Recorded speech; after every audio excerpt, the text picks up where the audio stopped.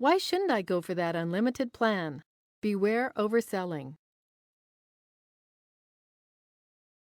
If you've been searching for a web hosting provider, you have probably seen some offers that look very enticing, at least on the surface.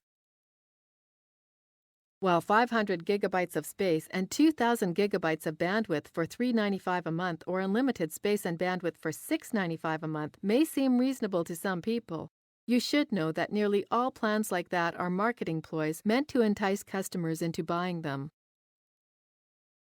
The reason providers can offer such exorbitant limits is due to overselling. The companies know that most customers aren't going to use very much space and bandwidth.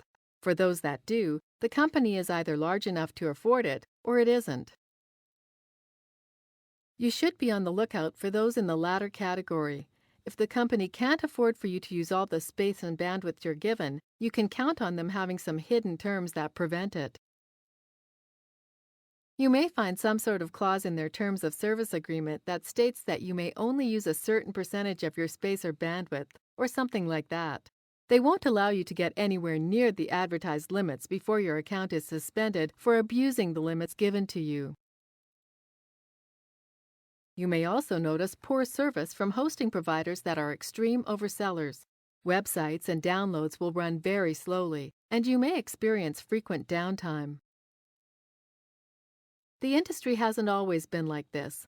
Only in the past 5 or 6 years has overselling become an issue. Over the years, the biggest hosting providers have been in constant competition with each other. That has driven the average space and bandwidth limits up exponentially and made it harder for honest companies to compete.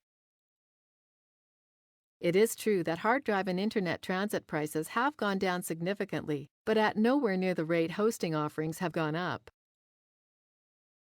So, the most important thing to remember is that you should always carefully read the terms of service before signing up for any hosting account.